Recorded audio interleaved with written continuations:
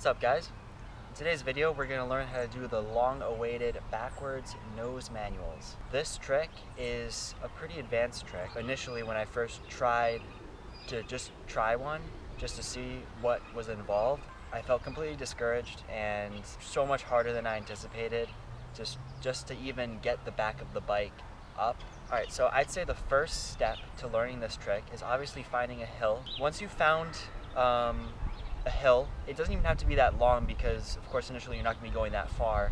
You want to feel what it's like being at such a substantial angle on the front wheel of your bike. Some people say that in order to learn how to backwards nose manual, you should know how to hop on your front wheel consistently.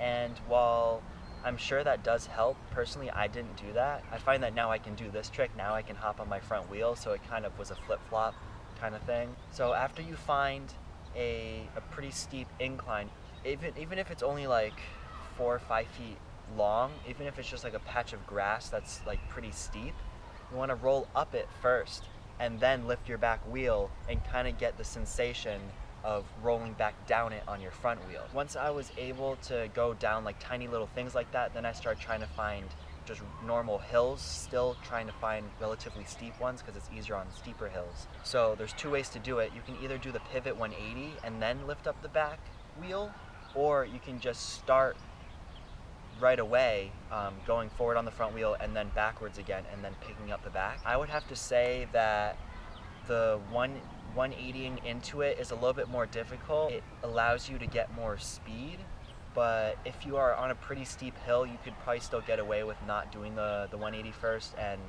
just pulling backwards up onto the front wheel. It's going to take a little bit longer to gain momentum starting to go down, because with this trick, the faster you go, the easier it is. So when you're doing this trick pretty slowly, it's hard not to rely on your brakes, and you're just not going to roll very far before you fall back down.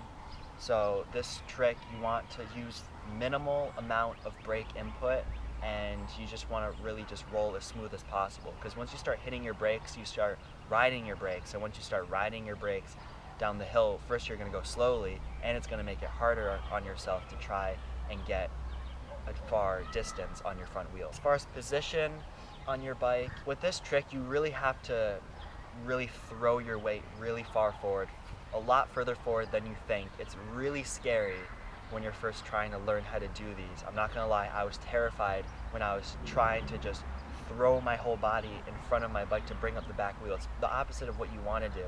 Just know that you do have front brakes, and if you do go over, you can always hit your front brakes and pretty much just kind of step off the bike. Or if you do start rolling, you're starting to get better at them, I would suggest knowing how to bail.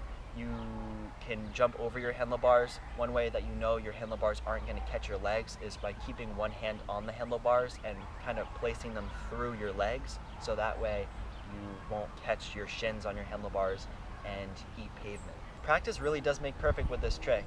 Don't get discouraged by having this trick take a long time to learn, because I know it took me a long time to learn. I'm still learning. Know that I made this video just for you, and hopefully it's going to help you learn this trick, because that's what it's all about, doing sick, nasty stunts on your bike to impress whoever you're trying to impress, or I don't know, positioning on the bike.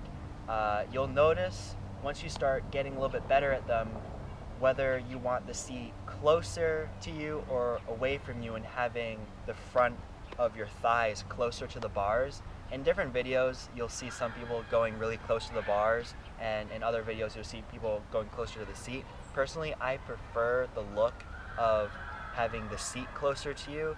I think it just looks nicer than you being all up like on the bars. Like I think it looks weird, but being closer to the bars, I think, makes it a little bit easier. You have a little bit more room to move your body forward and backwards to correct whether you're leaning too far back or too far forwards. I think that's why some people do it, because it's a little bit easier than having the seat closer to you. Your brake lever angle, when they're further down, you're in a little bit better position with your wrists to be in a nose manual position, and that goes for a lot of trials riding. You want them relatively far down, because if your brake levers are all the way up here and you're doing different tricks, your wrists are always going to be in an awkward position. So it's better to have them a little bit further down for this trick, or most trials tricks. But that's also personal preference. So you don't want to just go by what everyone else is doing. You want to kind of feel it out to where you're comfortable, but it's a general guideline to have them relatively steep. So when you're pulling backwards, once you are up on the front wheel, you kind of want to give it full pedal backwards before you pick up the back wheel, because if you try to lift up your back wheel without giving one pedal backwards, your pedals are just, if you have a cassette hub, your pedals are not going to be in the right position. Your feet are one's going to be higher than the other, and it's going to mess you up. You're not going to be in the right foot position, whether you're left forward foot or right forward foot. So you really need to have that one consistent pedal back before you lift up the back of the bike, so that your feet are in the right position to do the backwards nose manual. So another trick that you should probably know how to do is fakies. Of course, you're doing a fakie nose manual, so I would hope that you know how to do a fakie. If you want me to do a video on how to fakie, I can make one. I don't think I have one, so if that's something you're interested in, just let me know in the comments. Remember, don't get discouraged by this trick, because this is a very difficult trick. Although people who do it make it look easy, it's not an easy trick. It's just tons of practice, tons of dedication, and just loving what you do and wanting to learn it. That's all it takes to learn this trick, is the drive to want to do it. So hopefully this video helped you.